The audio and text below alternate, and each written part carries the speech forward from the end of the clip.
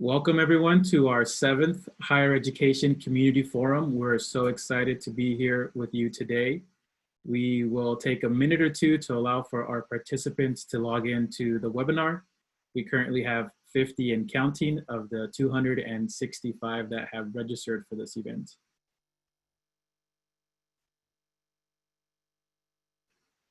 As you continue to log in, I just want to remind you that the Community Forum was created to help instructors, practitioners, and students to get more content around what the impact of COVID-19 and the pandemic is on higher education. Julie Martlat and myself have created an opportunity for a variety of experts to talk on international education, affordability, critical policy analysis, supporting queer students, the financial crisis and the experiences and lessons learned from Illinois, as well as our most recent one on supporting students with experiences in foster care. Before we formally start and I hand things off to Chris Marsicano, I just want to get a better sense of who's in the room, who's in the Zoom room as we now share. And so I'm going to put up a poll that allows you to mark any of the characteristics that you are bringing today. We have students, instructors, researchers, practitioners, policymakers, business officers more broadly, a VP of finance in the fiscal affairs office, advancement, or a community member.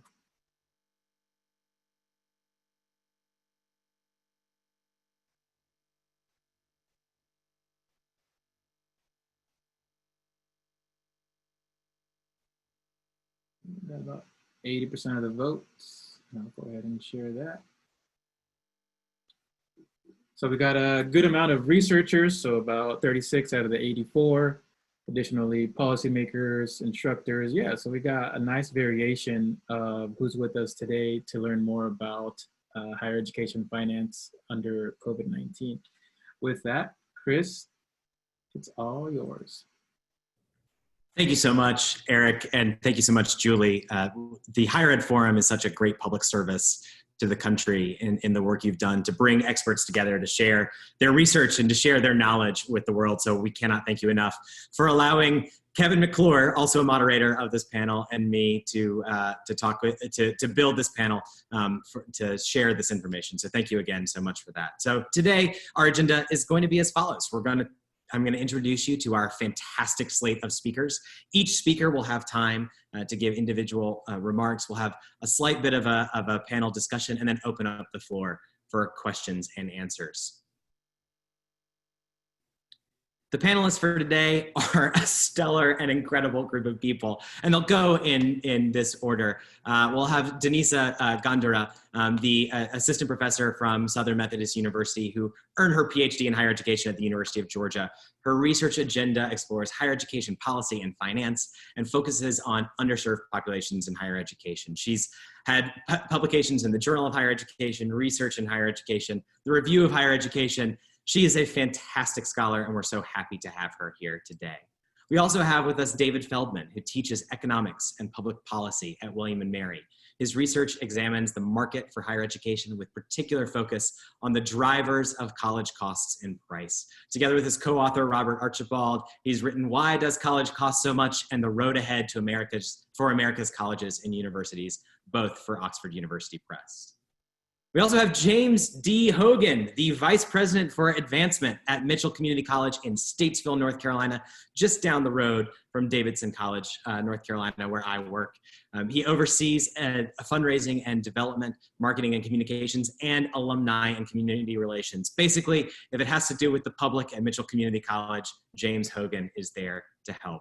As a career-long educator, and he's worked as a high school English teacher and firmly believes in public education, so much so that he was one of the founding members of Our Schools First, a nonpartisan 501c4 organization that oversaw 2 referenda campaigns, which approved nearly $250 million in education bond funding for local K-12 schools and Mitchell Community College. Last, but certainly not least, as far as our panelists are concerned, we have Willis Jones, an associate professor of higher education at the University of South Florida. His primary area of research examines finances of intercollegiate athletics. In particular, he's interested in how the presence, successes, and/or failures of college athletics influence external actors and resource providers. Dr. Jones also examines the consequences of social structures created by intercollegiate athletics on the educational experiences of student athletes. And your moderators for today are Kevin McClure, who will be live tweeting and responding. Kevin is an associate professor in the higher education program at the University of North Carolina at Wilmington. And I, again, am Chris Marsicano from Davidson College. We'll start with individual remarks. Readings are available at the link provided in the upper right-hand corner there. And we'll start with the great Denisa Gondara from Southern Methodist University. Thanks, Chris. That was a very kind introduction. Hello, good morning or good afternoon, wherever you all may be. So I was tasked with giving a big picture overview of where the money comes from or different sources of revenue for higher education institutions. So I will jump right in. So for the first, before starting to talk about revenue sources, I just wanted to show a big picture of disparities in funding across institution types. And these are the three different institution types I'll focus on throughout the presentation. It's private four-year institutions and public four-year institutions, as well as public two-year institutions or community colleges. So here I just want to highlight the relatively large disparities in funding across these institution types, just as a baseline, as a foundation for understanding the different sources of revenue that I'll discuss.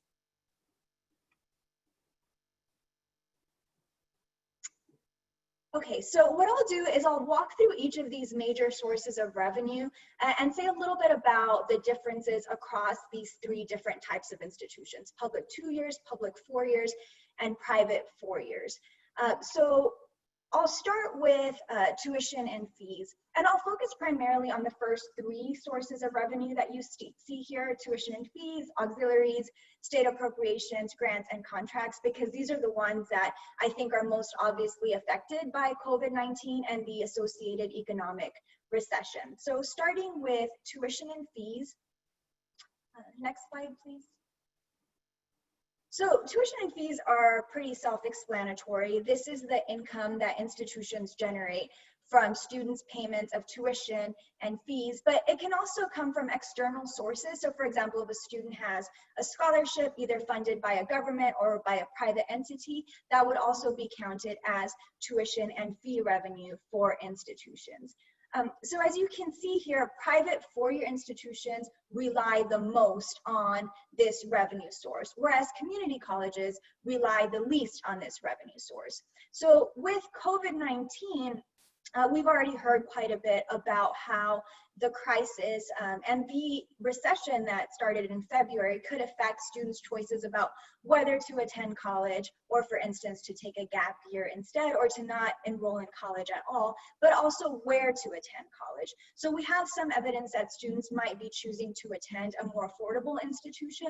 So if we think about community colleges, the prediction is that they may be less hurt by student tuition and fees, so they may not suffer as much in this category.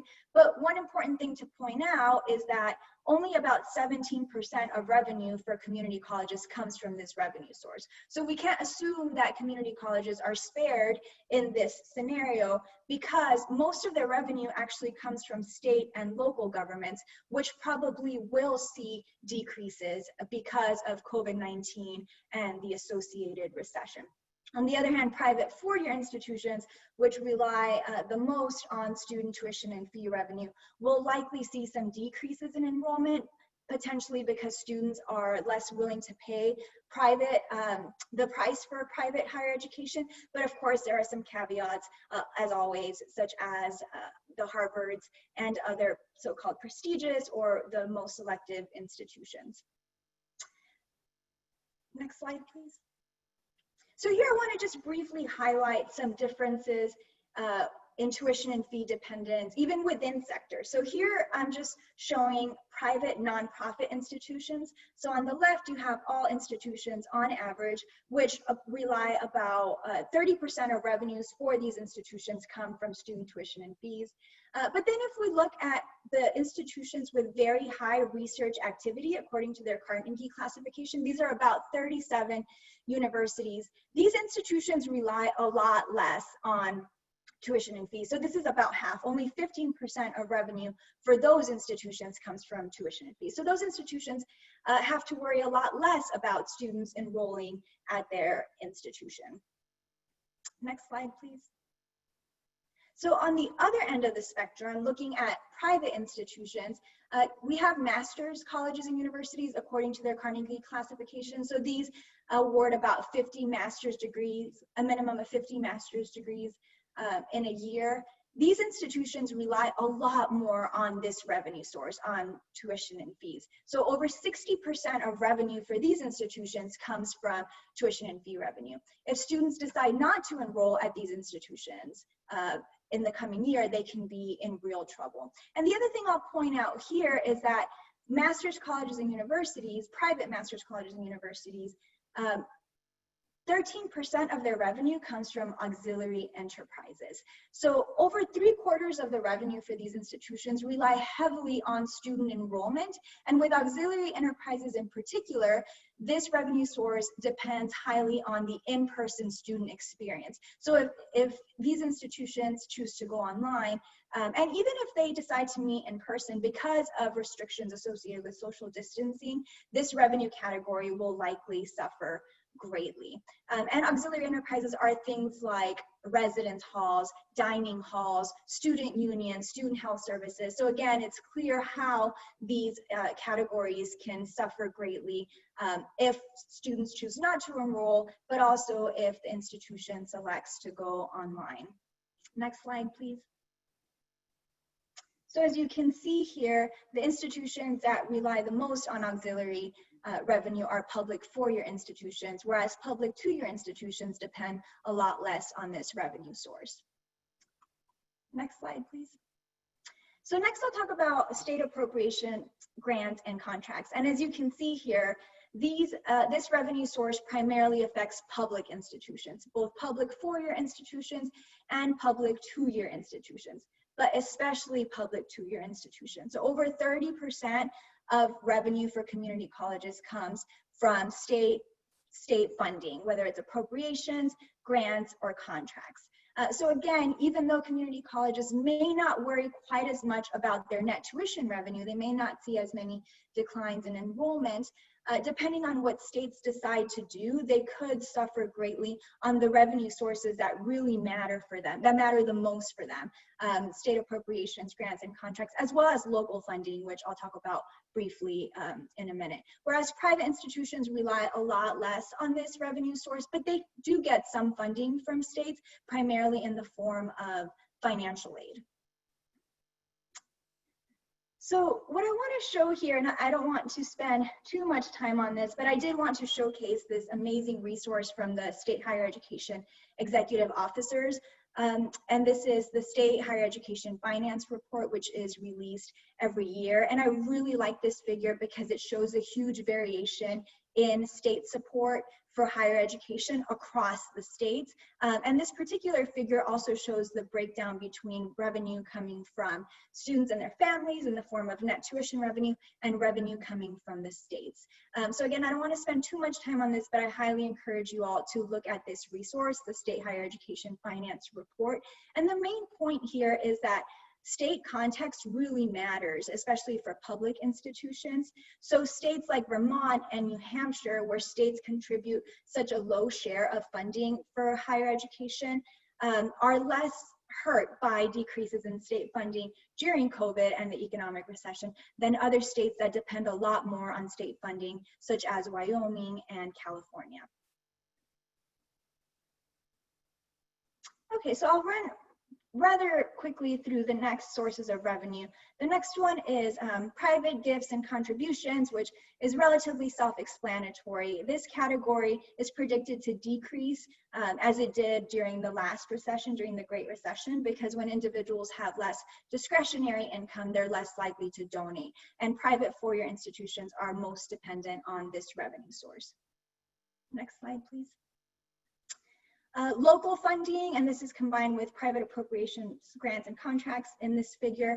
This is especially important for community colleges, and similar to state funding, this funding source can also decrease during this recession because Local governments have less funding. There's less tax revenue that's coming in.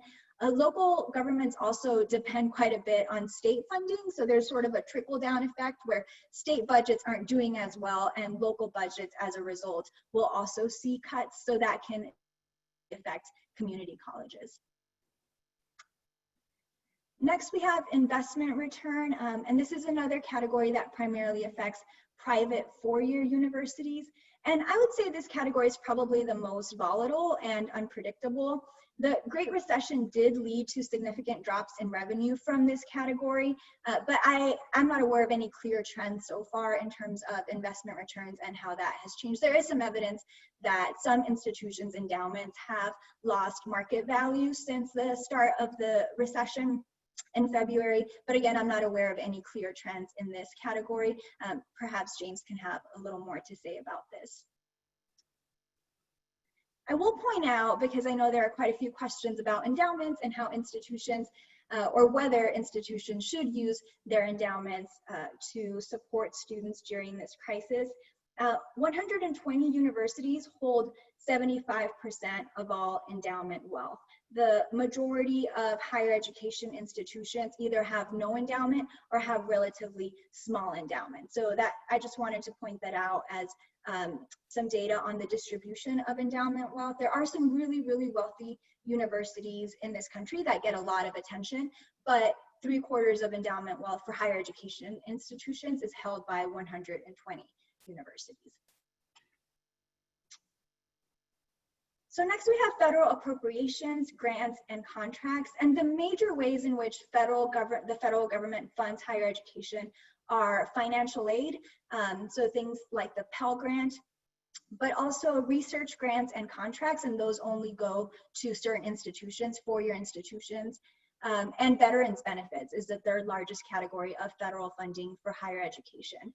For community colleges, a lot of this funding from the federal government is in the form of Pell Grant revenue and other financial aid from the Title IV program, and it's a significant source of revenue, as you can see here, for public two-year colleges. Federal appropriations include funding for special types of institutions like military academies, land-grant institutions, and historically Black colleges and universities. But the federal government also funds things like TRIO programs for historically underrepresented students and for other minority-serving institutions, such as Hispanic-serving institutions. So minority-serving institutions receive a good % of their revenue from this source. So hospitals are also a category of revenue, but only for a select number of institutions. And this can be a legitimate concern, this revenue source, but only for those institutions. And there are a little over 100 university-affiliated hospitals. There is some evidence that hospitals have seen some drops in revenue since COVID-19, largely because of bans on elective surgeries, but it's unclear how long-lasting this effect will be. And again, it only affects a small share of institutions. So, and in terms of the other category, there are quite a few things in here, but some of the major ones are capital revenue, so funding for large projects such as construction projects and renovations. So I'll end there and I will turn it over to my co-panelists. All right, next up we have David Feldman from William & Mary. I'm going to concentrate a little less on COVID. Can we go back to the earlier slide? Anyway, let's get to slide number 1.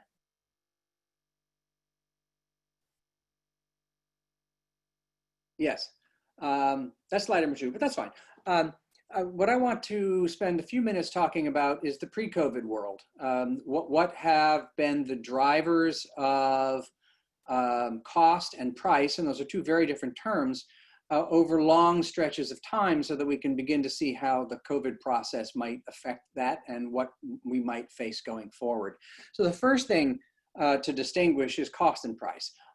In colloquial language, people just refer to how much does college cost you? But I want to be very careful about distinguishing cost, which is what the college spends to produce a year of education, and price, which is what a student is actually charged for that year. these two can differ, especially on average, because unlike going to Burger King, higher education is a heavily subsidized sector, subsidized by private sources, private donations, subsidized by public sources, state appropriations, federal Pell Grants, student loans that make college possible for people who don't have large bank balances. And changes in subsidy over time can cause the path of price, what students are charged, to diverge from the path of cost, which is what colleges actually spend to produce a year of education, and which is highly related to the quality of what is provided. So let's go to the next slide. So in my work, I've highlighted certain big factors in driving cost, which is what colleges spend to produce the education. And I will highlight three. These aren't the only three, but I will highlight three that I sometimes refer to as the tripod. The first is sometimes called cost disease. I put that in quotes because the disease is actually economic growth. It's actually stuff that makes people more productive over time, technological improvements that allow us to get increasing amounts of output for every hour we work. The problem is that technological progress isn't dropped by helicopters across the landscape. Technological progress improves labor productivity in some sectors a lot, and other sectors are relatively untouched. The sectors that have seen tremendous increases in labor productivity tend to be industries that produce stuff, everything from automobiles to bushels of corn. Industries that have seen very little labor productivity growth are largely personal services, like higher education, like legal services, like child daycare, dentistry, where the time of the service provider is, for the most part, the service itself. So the fact that we have seen large cost increases in personal services should surprise no one. These are the industries where there is missing labor productivity growth to offset the rise in the cost of inputs like labor. Additionally, for higher education and for all of education, this is an education-intensive industry. The percentage of our workforce that has a college degree is very high, in contrast to, say, the construction industry. Any industry that is education intensive will see cost pressures in a time in which the return to education is rising. And that's what we've seen over the last 40 years. So in addition to low rates of labor productivity growth, we have an increase in the cost of our most important inputs. Third, and I use the word standard of care because it comes from medicine. I use that deliberately. Higher education has to meet a standard of educational care that we don't invent. It's largely set in the labor markets that our students will go out into.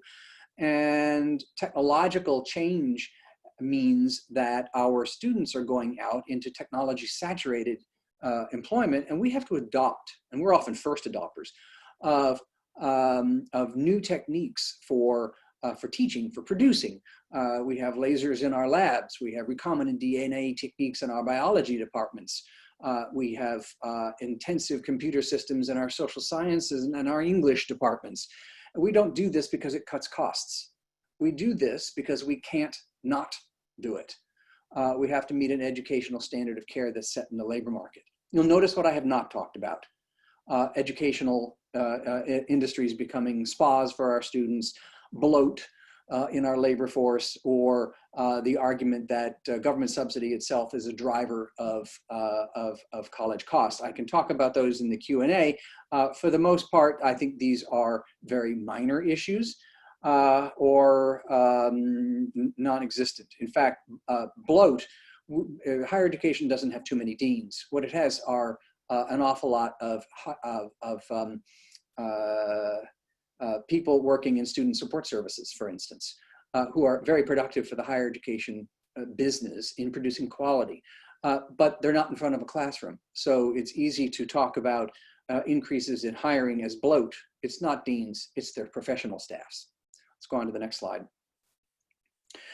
Just a simple demonstration. The GDP deflator is a standard measure of inflation in the economy. And we can break the economy into two broad sectors, services and goods. And over the past 70 years, what have we seen? Well, we've seen that service prices increase much more rapidly than goods prices, and the GDP deflator is essentially an average of the two.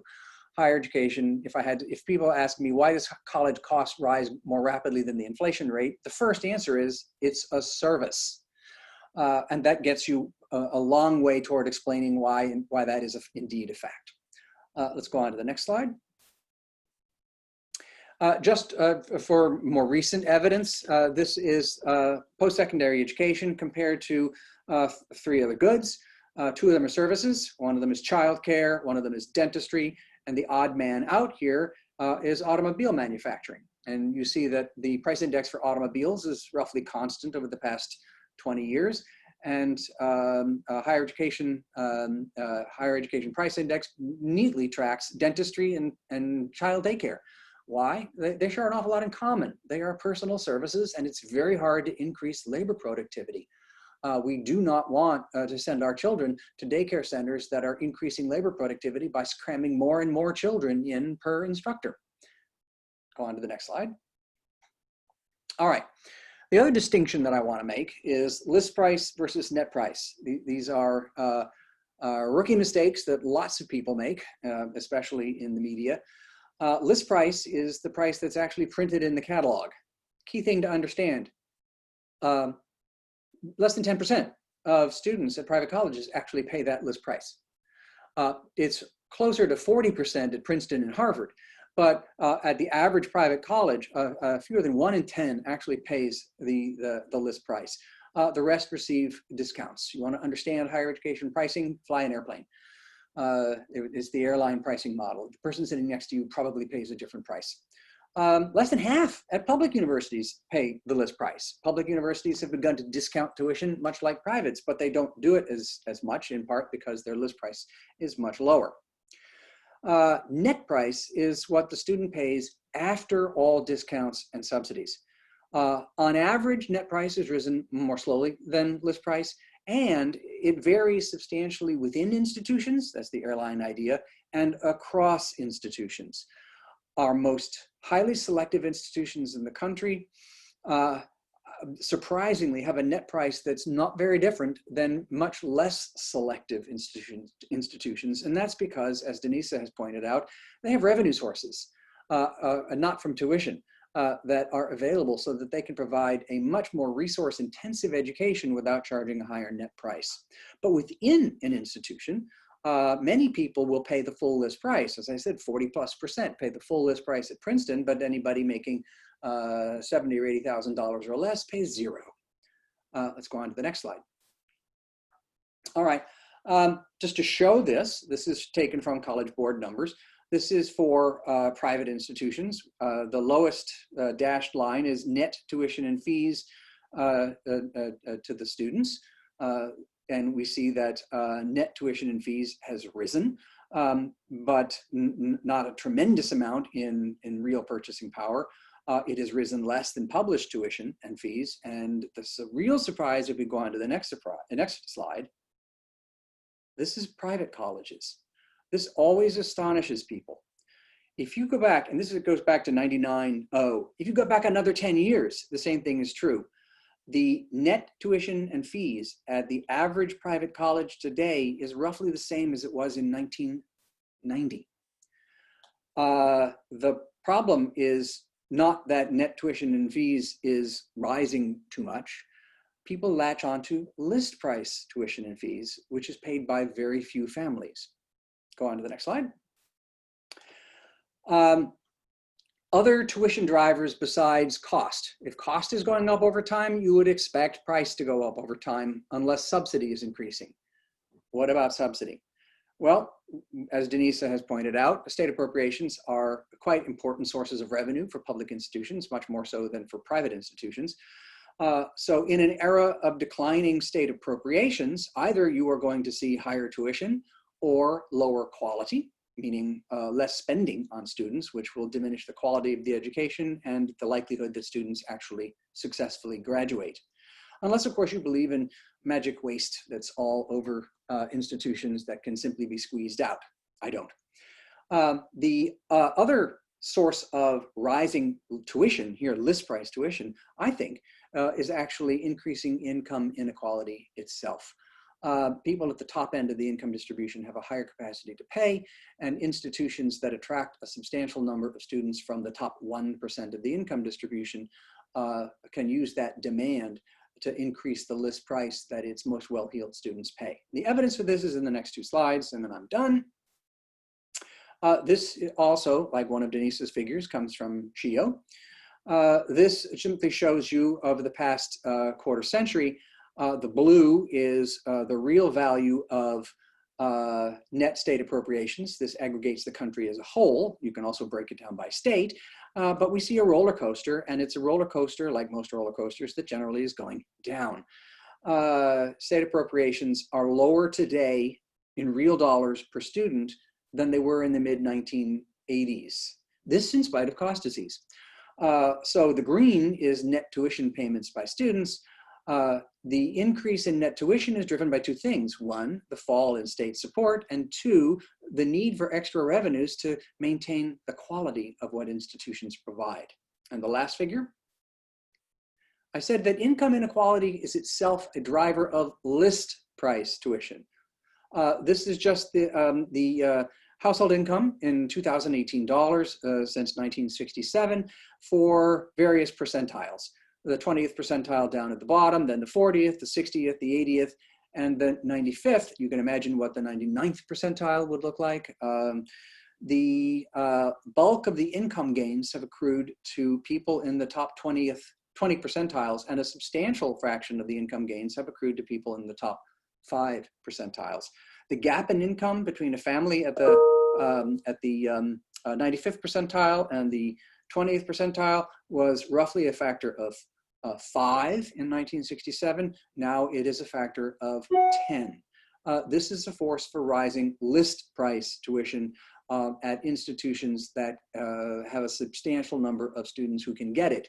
But because the public mind is driven in part by how it's reported to latch onto the list price tuitions that fewer than 1 in 10 students actually pay, we often have a misunderstanding of the actual costs of delivery. So I will leave that. These are baseline drivers of college cost over the past half century. They are not COVID specific. I will bring out COVID and the future in the Q&A. And I'll turn it over now to I got it. Thank you so much, Dr. Feldman. I'd like to also turn it over now to James Hogan, the Vice President at Mitchell Community College in North Carolina. Thanks, Chris, and thanks to both you and to Dr. McClure for having me on this panel. As the resident fundraiser here on this panel, I want to start out by just kind of building on what my fellow panelists have been pointing out, in that costs are not going down for colleges and universities across our country, and revenues are facing some perilous times in the near future, both in terms of what is going to happen with public appropriations and also likely what is going to be happening for students and their families' ability to pay those tuition dollars into college and university budgets. And that honestly is one of the areas that higher education philanthropy exists. And one of the reasons that the work that my colleagues and I are going to be doing as advancement professionals is going to be pretty much under stress for the next, for the foreseeable future. And so I wanted to start off by just giving you a quick explanation about how philanthropy works in terms of what happens when we, the fundraisers at your college or university, accept gifts and try and put them to good use. And I'm trying to do this as simply and efficiently as I can, so I hope that you'll pardon a metaphor that may seem overly simplistic, but think of college giving and college fundraising in the same sense that you think about your own personal finances, with some exceptions.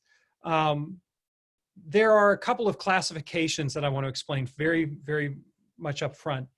First of all, when you walk up to my office and you hand me money, for a college to use.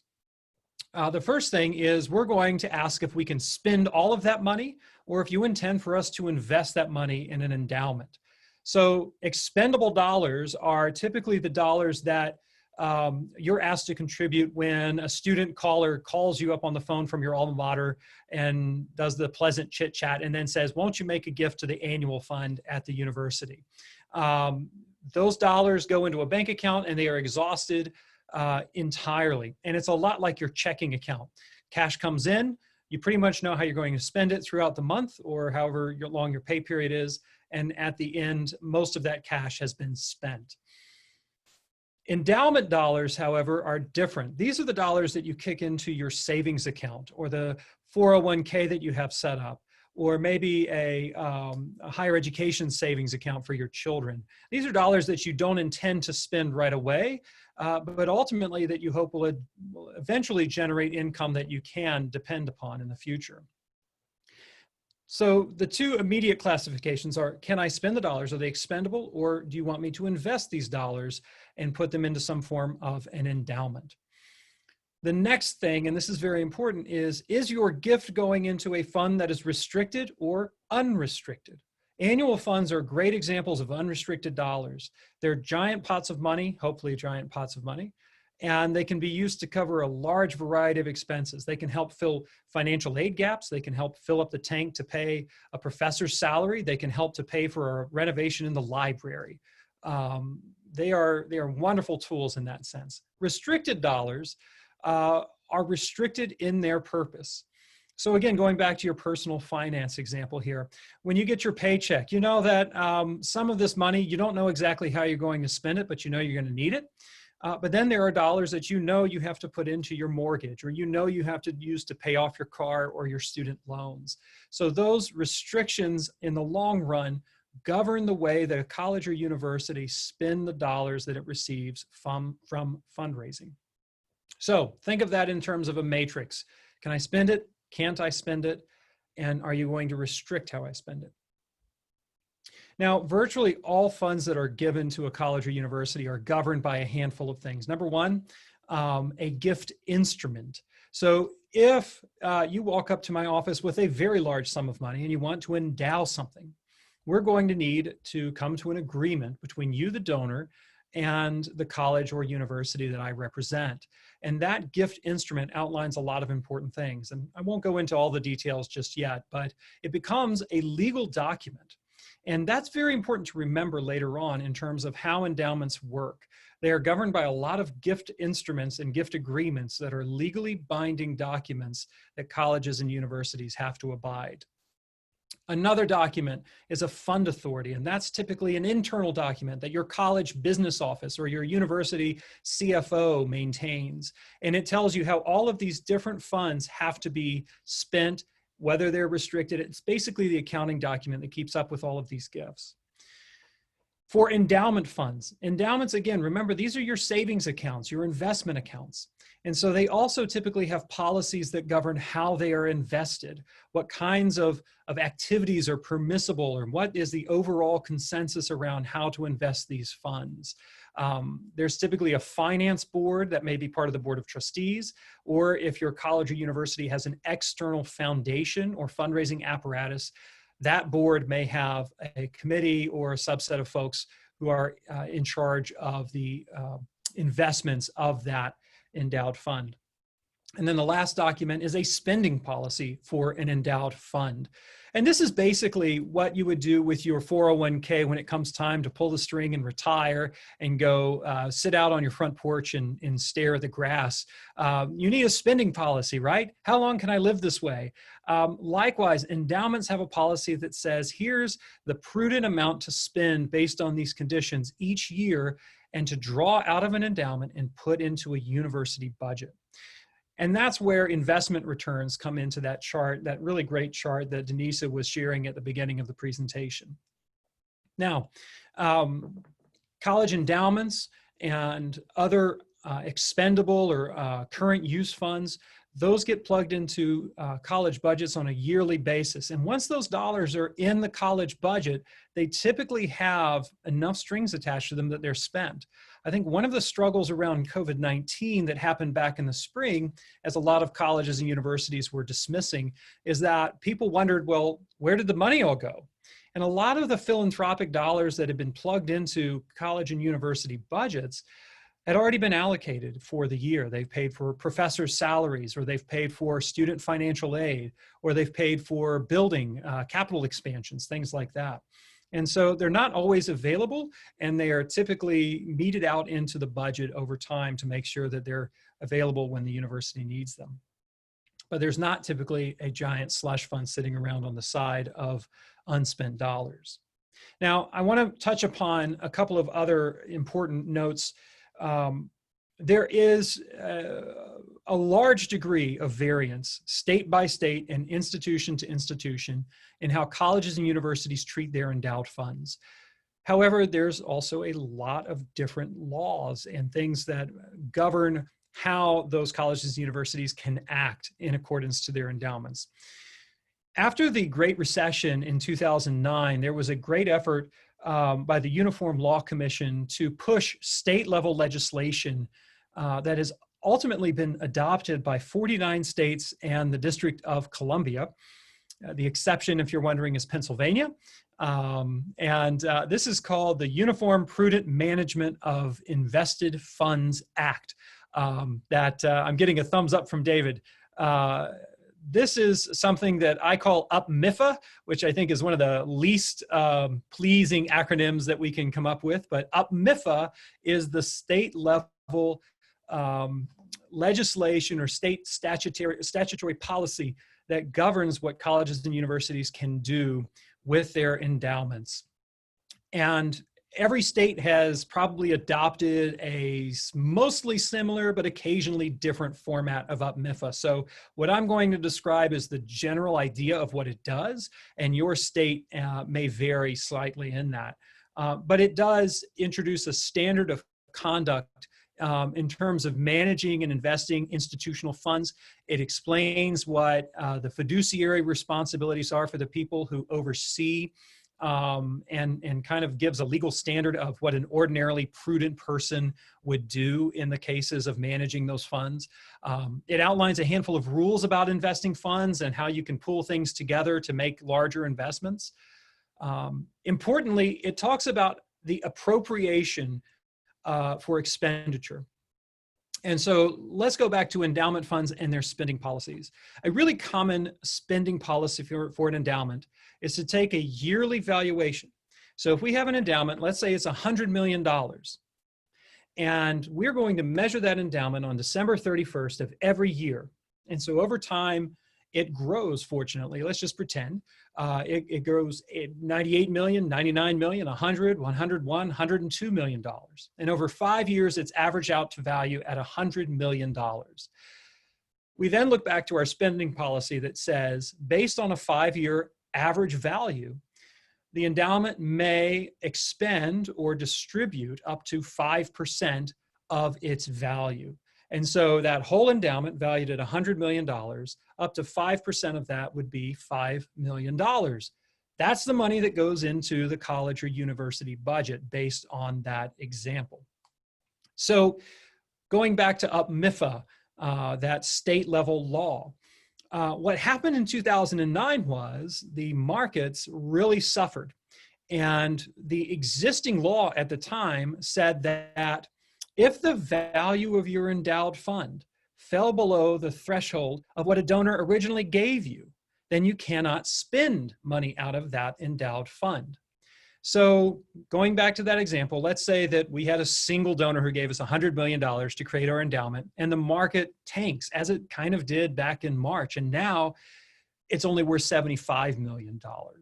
Well, previous law said we wouldn't be able to touch it. We wouldn't spend it. And so sorry, good luck with your budget next year. You can't touch it. And UPMIFA changed that to allow colleges and universities and those who look over college endowment investments to look past the historic dollar value, what that original gift amount was, and to be able to go forward with the purpose of the fund in mind. It really says that a donor gave you money to support your institution and the purpose of that institution. So spend it, and here's how you can do that. So UPMIFA loosens those restrictions. The last thing it does is that it releases, or it creates certain situations that can release a college endowment from the restrictions that we talked about. So if I started an endowed scholarship, and then 100 years from now, the purpose that I started it for, I was an English major. If the world no longer needs English majors in 100 years, but my endowed $1 million scholarship fund is still kicking along, UPMIFA provides the legal structure for a college to get out of those restrictions. Now, I'll tell you right now that typically the easiest path of unrestricting gifts is when they're old and when they are small in value. Mitchell Community College, which is in that lovely fake background behind me, is 160 some years old. And was originally a Presbyterian women's college. So if a donor had set up an endowed fund here for the good Christian education of women who are daughters of Presbyterian ministers, that really probably doesn't fit a great need for our community college mission today. And so UPMIFA gives us a pathway to unrestrict those endowed dollars and use them in a similar purpose. So I'll try and leave it at that, but you know, there are a lot of restrictions, a lot of different legal matters and financial matters that kind of more or less make endowments are not going to be your institutional rainy day funds or your institutional piggy banks. And again, with the full caveat that your institution and your state all have different governing laws and policies. More or less, when dollars come in, that's how they're appropriated from a philanthropic side. So thanks so much. Excellent. Thanks so much, James. And now, last but not least, the great Dr. Willis Jones. Thank you so much. So I have a little bit of pressure on me following up these wonderful presentations, but I'll do my best here. So as mentioned, my name is Willis Jones. I am have been a faculty member at the University of Kentucky. This fall, we'll be starting at the University of South Florida. And what I want to do today is talk about the finance of college athletics. So one of the themes of our webinar was this idea of demystifying the finances of colleges and universities. And in my opinion, one of the areas where you see the most misunderstanding when it comes to the finances of higher education is within intercollegiate athletics. Some of this is because of the fact that it can be very, very difficult sometimes to get accurate financial data on college athletics. Athletic directors are not necessarily the most forthcoming when it comes to the information that they have about how much it costs to put college athletics on the court, on the field, or whatnot. But also, really up until recently, there hasn't been a ton of research around the finance and economics of intercollegiate athletics. We've seen that change a little bit, but we still have kind of a dearth of research out there. And as a result, you very often hear what I think are kind of these really bold claims about college athletics that aren't always necessarily supported by data. So for example, and you can go to the next slide, you'll hear people say things like this. So college sports earn millions of dollars for their athletic program, for their universities. You hear that very often. You'll hear things like, well, if we don't pay college coaches millions of dollars, maybe students would have lower tuition and fees. You also hear things like, well, if we don't have football programs this fall because of COVID, universities might go bankrupt. All of these things aren't necessarily grounded in data, but they're things that you very often hear because I think there's a misunderstanding sometimes about intercollegiate athletics. So what I want to do over the next 8 to 10 minutes, I think is what I was given here, is talk about two things. And go to the next slide. One is to provide just a general overview of how athletic departments earn money and then how athletic departments spend their money.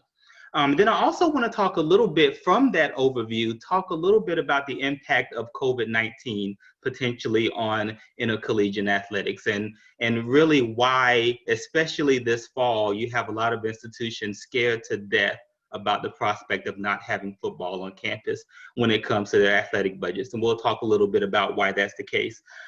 So as a caveat, I'm going to focus my attention almost exclusively on Division I NCAA universities. And I do that for a couple of reasons. One, the vast majority of the money spent on intercollegiate athletics is done by NCAA Division I institutions. And also just because of the amount of media attention that institutions receive around athletics very generally revolves around Division I institutions. So that's what we're going to do. Let's start off by talking about some general facts about intercollegiate athletics. So typically if I teach a class, one of the first questions I ask is, how much do students guess that institutions of higher education in general spend on intercollegiate athletics? And if you total every Division I university, some 300 some odd institutions, about $15 billion was spent on athletics in 2018. And that number is really high. And if you look at the total amount spent by NCAA institutions, Division I, Division II, and Division III, it totals about $18 billion. And so as you can see, just those Division I institutions constitute the vast majority of that spending. I also wanted to talk about two things in particular on this slide. One is going to be the median expenses that colleges and universities, athletic departments have, as well as the median generated revenues that institutions have.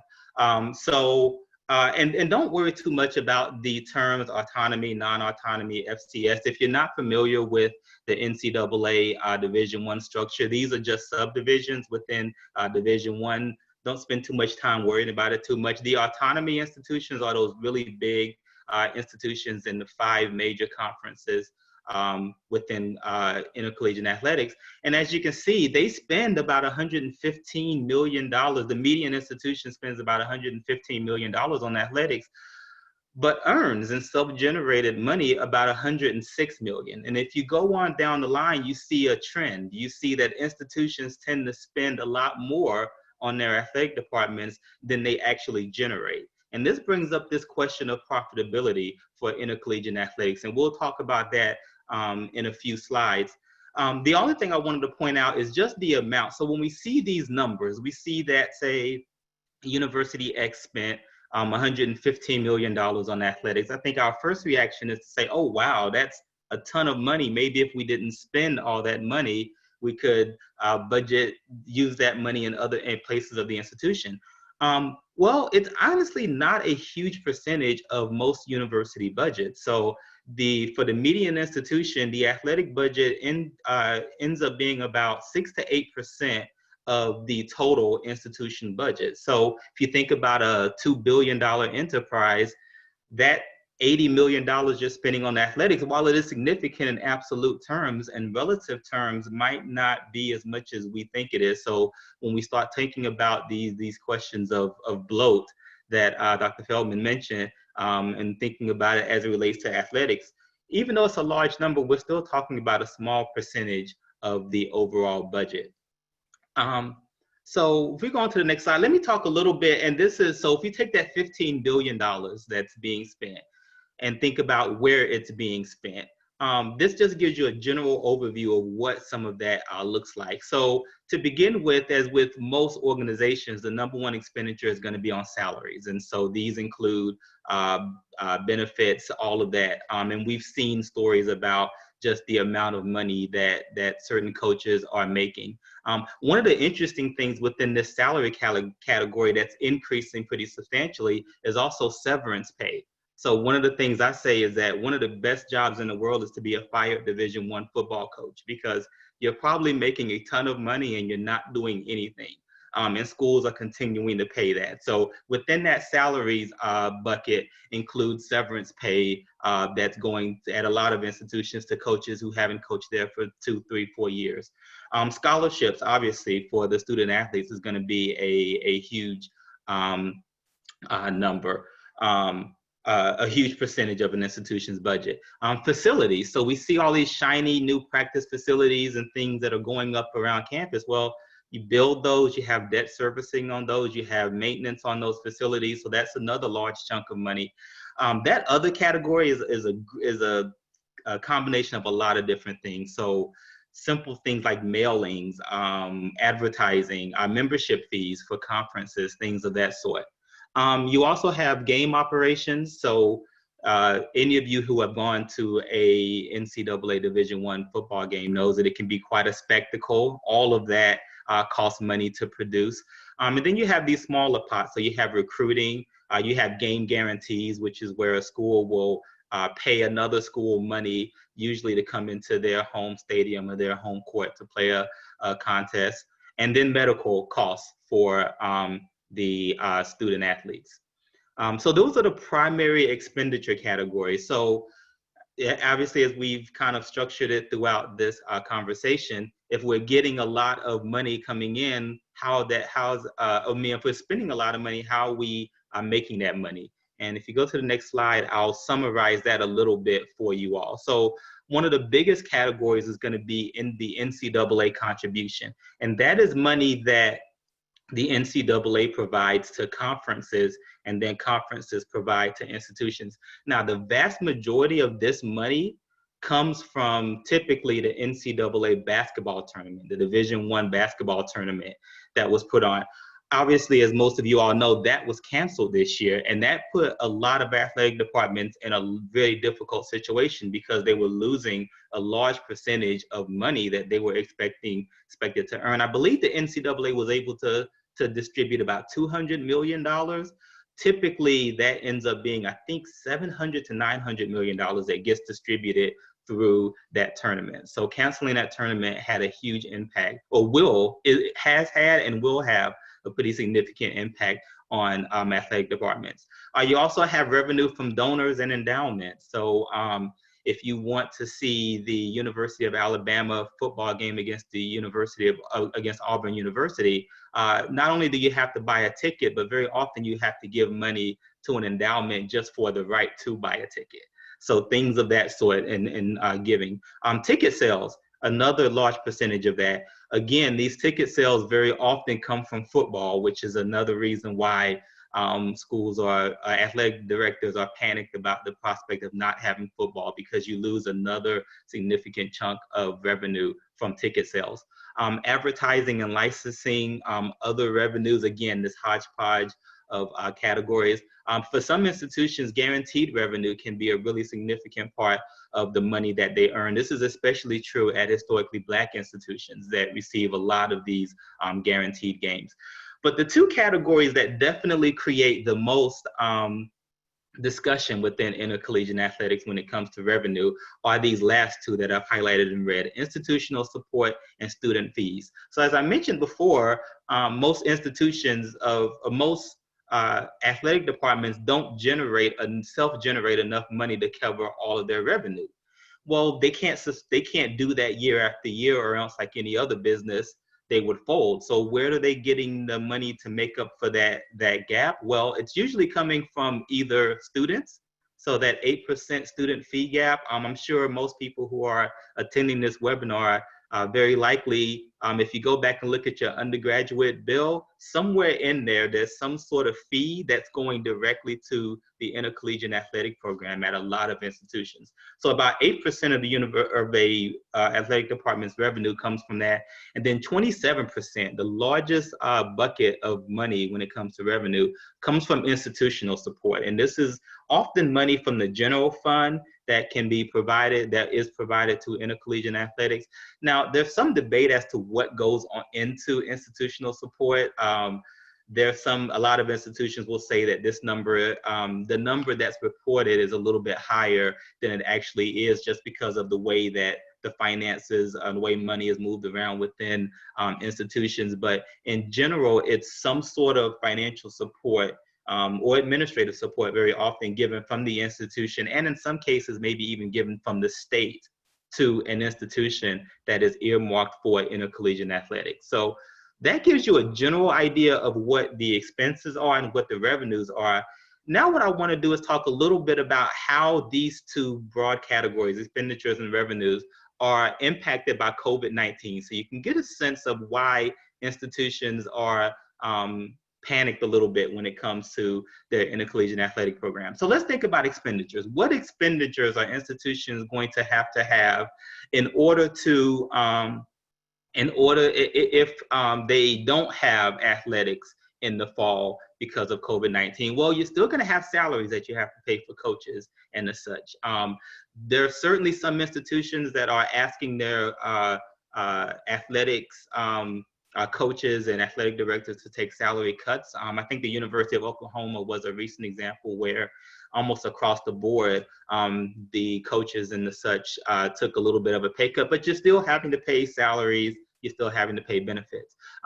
Most institutions aren't touching student scholarships. That would be probably look really bad on this idea of the student athlete if you start to say, well, because we can't have athletics, we're going to take your scholarship immediately. So schools have been very conscientious about trying to maintain their scholarships for student athletes. So that's going to most likely remain the same or similar. Facilities, you still have upkeep on your facilities. That number will likely go down a little bit, but presumably you're still paying that. Some of these other expenses, conference fees, mailing, advertising, you would expect those to go down a little bit, but maybe still remain a cost. Presumably, if you don't have games in the fall, you don't have to travel, you don't have to do the game operations. And so let's say that you eliminate that expense. You definitely expect at some point for intercollegiate athletics to come back. So you're still going to be doing some recruiting down the line. If you don't have games, you're not paying guarantees, and then you still have some medical bills. So you still have a number of expenditures if you are an institution.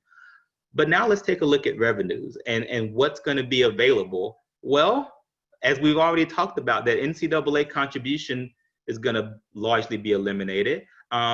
Presumably donors, as was mentioned earlier, donor giving during the during most recessions tends to go down. So you would expect the same thing to happen for intercollegiate athletics. Ticket sales, if you don't have context, you're not selling tickets. If I'm an advertiser, if I'm Kroger and I'm the official grocery store of the University of Kentucky, I'm presuming I want a little bit of kickback on that because I'm not going to have not as many people are going to see my name anymore. Let's presume that other revenues stay the same.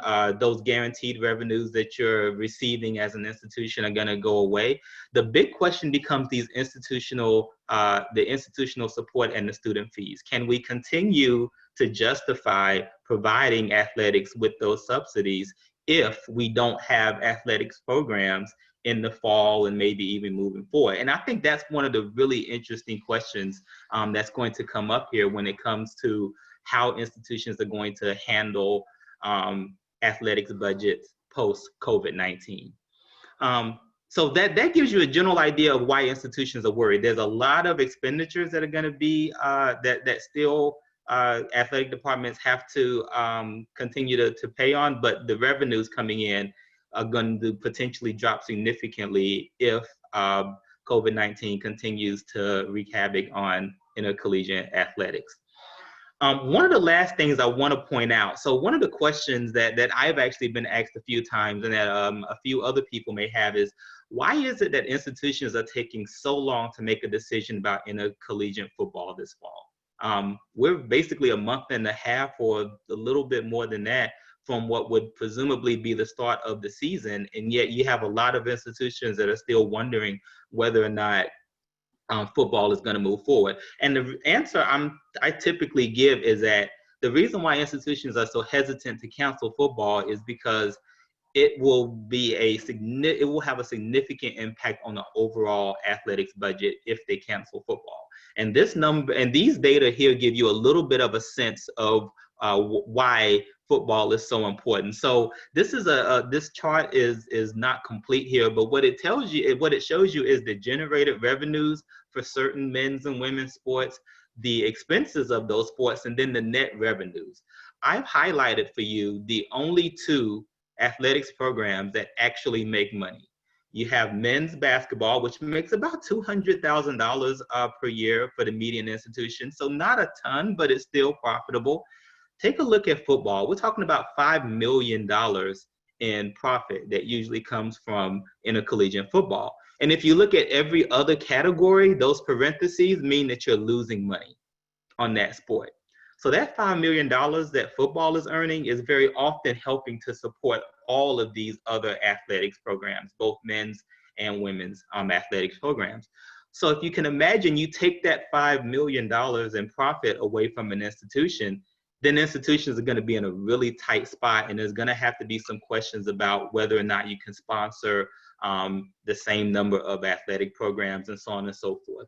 And that's kind of the last thing that I will leave you with, is thinking about some questions that could be that we may be asking ourselves about athletics post COVID-19.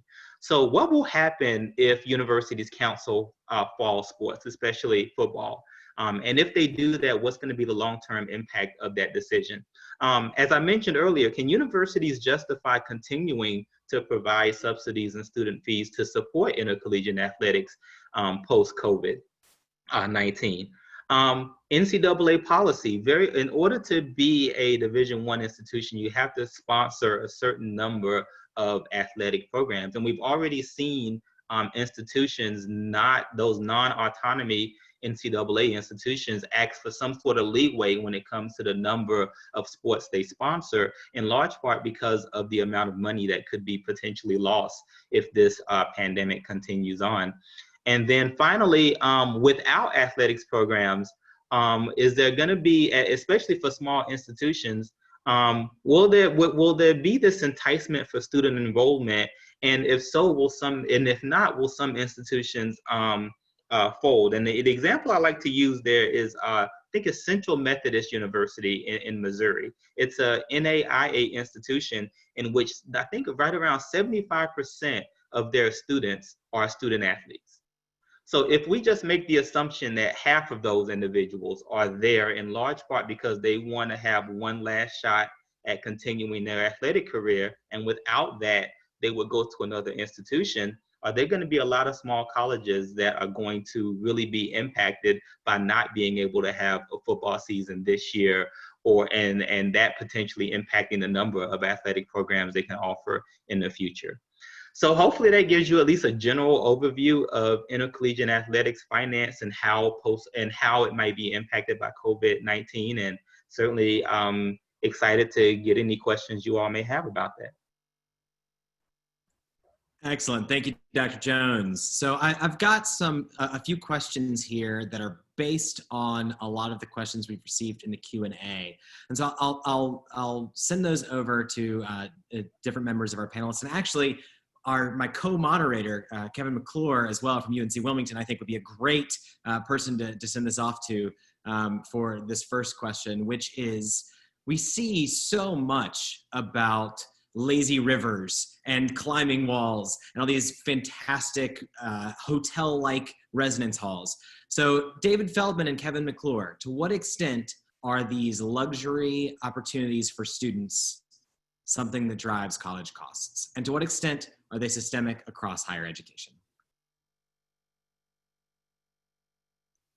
You can start, Kevin. Well, I think I'd start by saying that I think in many ways, media attention on some of these luxury experiences have overly inflated the extent to which they exist on many campuses. I think we don't always have an accurate image of what higher education looks like campus to campus, and instead rely on media stories and popular media to kind of fill in that image for us. Which is another way of saying that not all campuses have luxury dorms or lazy rivers, and in fact, a surprisingly small number of them I have found actually do. But we assume that this has become quite commonplace. And then the other thing that I'd mention is that when it comes to college costs or what institutions are spending, many of these things are actually not that expensive in the grand scheme of things, which I know seems insane to say, but you know, in the grand scheme of things, a lazy river actually doesn't cost that much. And then certainly once it's spread out across a number of fee-paying students, it may not account for very much.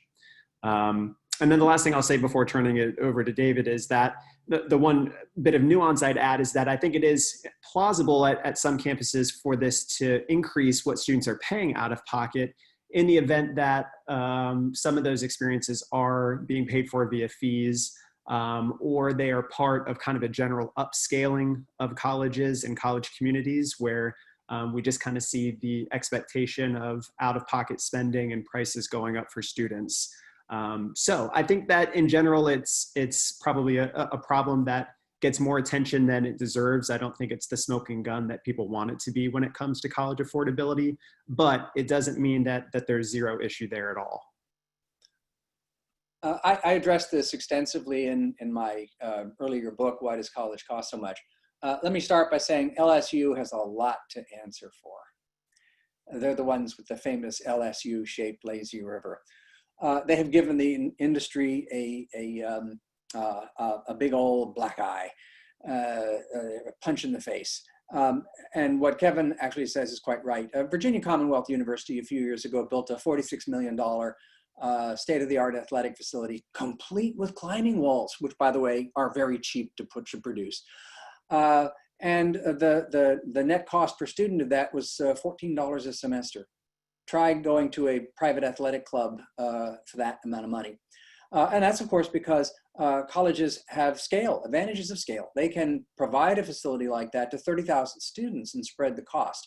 Not every student uses that facility, but an astonishing percent actually do and do on a regular basis. So being able to spread the cost of something like that over a large number of students actually makes the cost per unit of service quite low. More than competitive with the private sector, actually. Second thing I would say is the real per capita income in this country is 3 times higher than it was in 1960. You would not expect despite the protestations of grandfathers, you would not expect the quality of services provided on today's campus to be just like I had it back in 1962. Students want better, their families want better for them. So it should come as no surprise. Now, are there excesses? I would argue yes, but that they're probably small. The excesses come from the widening disparities in incomes between those at the top and those at the bottom. So institutions that attract a lot of high-income students are pressured to provide the amenities that high-income families are used to, and in fact then spread the benefit of those amenities to all of their students. But this widening income gap in the country is tending to lead to pressures that encourage schools to produce amenities that may be somewhat better than would be the case if we were a more middle-class society. Measurably, that's probably a very small driver of college costs overall. Excellent, thank you. So jump into the next sort of overarching question, which Dr. Jones talked about a little bit in his presentation, but I'd like to open it to Dr. Jones and Dr. Gondara to answer here, which is, how are revenue streams going to change with respect to COVID-19? As campuses are trying to decide whether they're going to be in a hybrid model or an online model or an in-person model, as campuses are trying to decide whether they're going to have in-person athletic events or no athletic events whatsoever, how are the revenue streams we've talked about today going to change?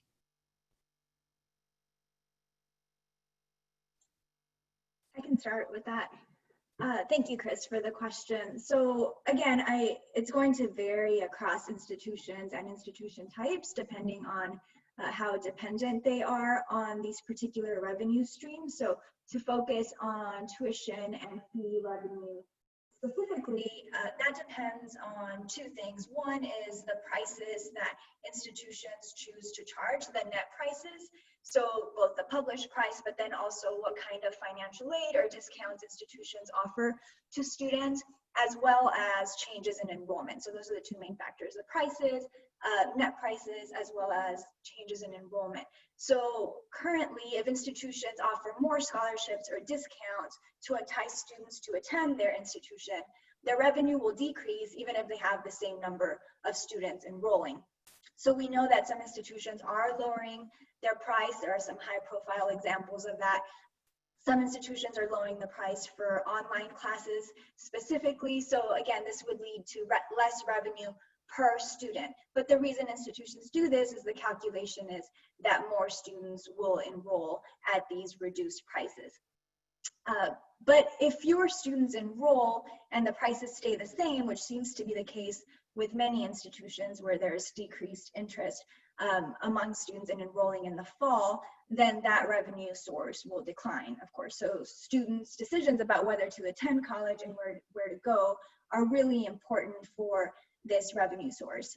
But I'll also note that it's not only enrollment that matters, so not only whether a student enrolls or not, but also how many courses they choose to take. So there's some evidence that students plan to take fewer courses, or instead of enrolling full-time, to enroll part-time. So that can also affect tuition and fee revenue, even if the same number of students enroll, if they take fewer courses. And the other thing that is important to realize for public institutions specifically is that drops in enrollment or in credit hours are sort of a double whammy for institutions, because on one hand, they do decrease tuition and fee revenue, as I just described, but also state funding in many cases is tied to enrollment, because many funding models or funding formulas are linked to enrollment or to credit hours. Even in states that have performance-based funding, where they fund institutions based on their performance on things like transfers or degrees awarded or completion rates. So we've seen a lot more of these types of models for funding higher education, performance-based funding models. But even in those cases, most of the funding is still tied to enrollment. So if institutions see decreases in enrollment, public institutions in particular, that will hurt not only their net tuition and fee revenue, but also in many cases, their state revenue. And just the next thing I'll say, it came up in one of the questions, and it's an excellent question and a very timely one, is about the announcement from ICE regarding international students not being able to take a full course online and remain in the United States. So students either have the option, international students either have the option to transfer to another institution and take an in-person class, or leave the country, which is really concerning. And Chris Marsicano has a fantastic thread on Twitter about this and about what we can do to push back on it in terms of contacting Congress and writing op-eds. But of course, that has implications for enrollment and for net tuition revenue for many institutions whose revenue, a large share of their revenue comes from international students. The other thing I want to say about this, and I wish I had led with it, is that the caveat I give when I teach higher education finance is that we talk a lot about money, and that's what we've done throughout this hour and 15 minutes or so, but it's not all about money. And education finance and budgets are an expression of values. So that's really important to keep in mind, and it's really important also to think about the human impact. The sorts of things we're talking about today, whether it's international student revenue or on the expenditure side, furloughs and layoffs and the sorts of things that we're seeing during this crisis have a real human impact. And so I just, sorry for the rant there, but I just wanted to emphasize that we can't lose sight of the human part of this discussion of higher education finance.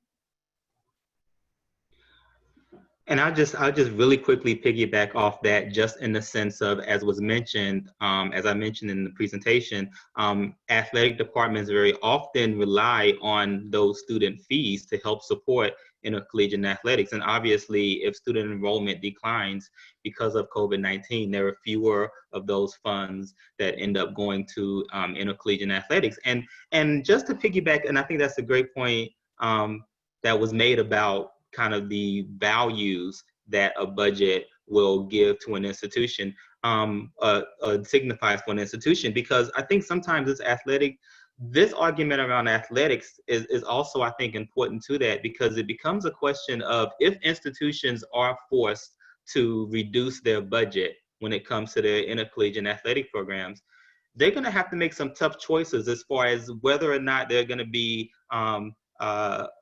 teams that are going to be available for everybody, not just the handful of male athletes, but how are we going to ensure that female athletes have the same opportunities that they've traditionally had within the institution. So I do think that there's a values that values play a role in how institutions are going to have to react to a potential shortfall in the revenue that they're expecting, even within intercollegiate athletics. Thank you both, and thank you, Denisa, for the kind words on the Twitter thread. This is certainly an issue that with international student enrollment that we can absolutely talk about. There have been some questions about it. But before we do that, I do want to point out one question in the panel discussion slide that's available here for you all that has also been asked in the chat and on the Q&A, and specifically turn it over to Vice President Hogan. As a college or university leader, what should college or university leaders be thinking about right now as they come up with plans to move forward? It's a huge question, and one that I don't know if anybody has the right answer yet. I'll tell you, at a small to medium-sized community college north of the Charlotte metro region in North Carolina, in a state that is seeing record high levels of COVID-19 transition, our plan is to put as much as we can online, save for the hybrid classes that we have to offer in what a community college typically does very well in face-to-face, which is traditional skills around workforce learning, healthcare, those kinds of things. It's a very difficult thing, but I'll tell you, increasingly, for your traditional college student, not necessarily your traditional community college student, I think you've got to be thinking about your faculty and staff. So many of them are members of vulnerable populations, and their health and well-being could be very easily compromised. I think you're seeing these reports of large infection rates in college athletics departments. Some of them are making it through okay because they're young, healthy folks. Some are having issues, but that's not going to be the case for your typical dining services worker or an older faculty member who might have another kind of health issue. So we've got to think about all those things. And I'm very sorry to say that in every corner, we see the compromise of putting students in a classroom causing danger to public health.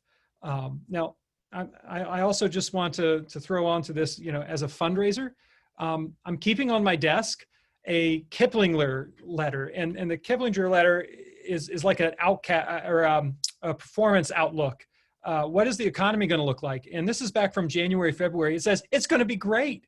The market's going to be great. The economy is going to be strong. Don't worry.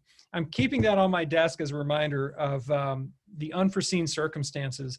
Fundraising is going to be enormously challenging.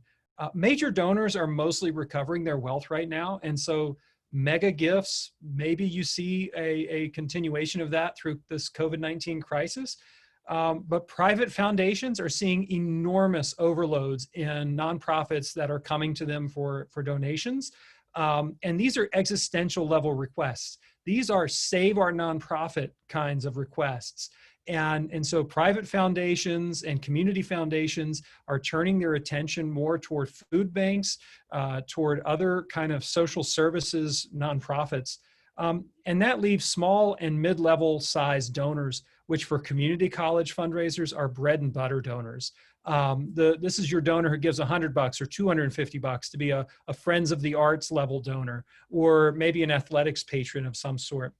And these are donors who give out of discretionary income that may very well be compromised by their employment right now or other circumstances. And also they'll be getting all of the fundraising appeals in their mailboxes and their email inboxes as well, asking for their support in a crisis level kind of way. And the last thing I'll say is, traditional fundraising is going to go out the window this fall. We can't invite donors to events because we can't have events. We can't have face-to-face meetings with donors over a cup of coffee. We can't invite donors to the tailgate before the football game because there may not be football games with audience members. We can't throw that great concert to showcase our brilliant student artists because we can't have 1,000 people in the performance hall. So all of these fundraising activities that lead themselves to building those donations are all going to be really in trouble. And again, I don't want to make that any more important than making sure that the health and well-being of our campus community, but there are a lot of challenges on the cocktail party circuit as well. So we're all in it together. That's the only comfort. Every community college fundraiser in North Carolina, we've had about a monthly meeting just in terms of group therapy, but also trading best practices and what it is we're working on. And the common themes that I've heard emerge are emergency funding, literally putting gift cards to a grocery store or a gas station, literally making payments for electricity bills or other utilities. Technology funds, we were handing out laptops to students who had no technology to go online, and then immediate other financial aid to make sure that those students were able to maintain their studies. So we've got a lot on our plates as campus administrators and fundraisers. So I know that we're over time. I just wanted to share a last word that it's a great opportunity for higher education, though. I think that in terms of what we're able to do as campus administrators, as fundraisers in the community college space, we're not going to have this opportunity again to showcase what I think is the value and appeal of a community college education and how we can work hand in hand with our senior four-year institutions as partners to get more students into the higher ed pipeline and to successful completion. So it's tough, it's going to be difficult, but I really hope that we can continue to partner and innovate together and get more students across the graduation stage or with the credential that they need. So I really appreciate, again, the time that everyone gave today, and excited to hear from my other panelists. And in that spirit of last words, let's give each panelist a quick 30-second or less last word before we turn it back over to our higher ed forum leaders, Julie and Eric. Let's start with Dr. Jones. Well, yeah, I think first off, thank you all for inviting me, and thank everyone who is participating in this panel for watching. I think the one thing I will mention really quickly is that from a athletics point of view, I think early on when we did the poll, there were a lot of researchers, a lot of scholars, a lot of students who were on this webinar. And I think this is going to be a really unique opportunity to engage in scholarship around the finance of intercollegiate athletics. And there are a lot of questions that we still need to have answered. So hopefully this conversation, and as you learn more about the finances of intercollegiate athletics, can encourage individuals to get into this work, because we certainly need many more people to ask questions and be creative in thinking about ways in which we can continue to provide opportunities for higher education through athletics. Excellent. Let's go next to Dr. Feldman. Well, I'd like to thank everyone for participating and for the forum for sponsoring this. With my final 30 seconds, I think I'd like to take a hack at a question that I actually saw on the screen there, which is, how is it going to play out across the diversity of institutions that make up the American higher education system? My fear is that, like in just about every situation of economic downturn, that the institutions that serve the nation's most vulnerable students are the ones that are going to take it on the chin most strongly. And the institutions that will be most resilient are the ones that are at the top of the pecking order with the greatest resource base. So at my institution, we are not worried about declining yield. We are seeing the same number of students who want to come. And any decrease there would allow us to go poach students from one tier down, who would then go poach students from one tier down, and so on. The schools that don't have the capacity to restore their resources, whose students tend to be first gen and low income, are the schools that are at greatest risk of seeing severe decreases in their resource base, which means severe decreases in their outcomes. I say that not just to highlight woe is them and the unfortunate side of things, but to highlight where public policy needs to be focused. It needs to be focused less on schools like mine and more, my administration is cringing at that, and more on schools that serve a high percentage of first gen and low income families. Thank you, Dr. Feldman. And last but not least, Dr. Gondra. Well, Dr. Feldman perfectly encapsulated my concluding remarks. I share the same fear that COVID-19 and this economic recession will exacerbate inequities across institution types and across the students that those institutions serve. So instead, for my concluding remarks, I'll just reiterate my rant from earlier, which is that as we think about the dollars and about finance, that we don't lose sight of what higher education is for, and that we keep human beings at the forefront of these decisions. Excellent, and I'm being challenged. Dr. Jones, did I forget to give you a last word? I'm sorry if I did.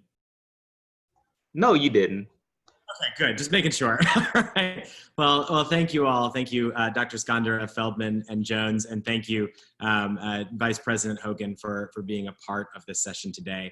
I want to point out that Julie and Eric, Dr. Felix will tweet out on @HighEdForum when today's recording is available, and all of the recordings as well as this one will soon be on YouTube. So please enjoy that. And without any additional things for me to say, I'll go ahead and turn it back over to Dr. Felix to close us out. Great. Thank you so much again for this wonderful and timely conversation. I know that the Q&A was continuously busy, and all of y'all were doing double duty, paying attention to your colleagues as well as answering these questions.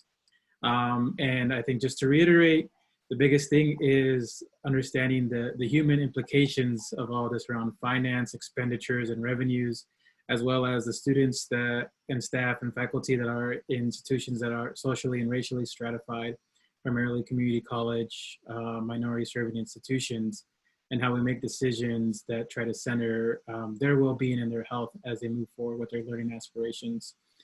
We're over time, so again, just want to highlight all of our discussion panelists, as well as our wonderful moderators, Chris doing it in front of y'all on the screen, and Kevin mastering the Twitter and social media. I really enjoyed the engagement both on the webinar and online.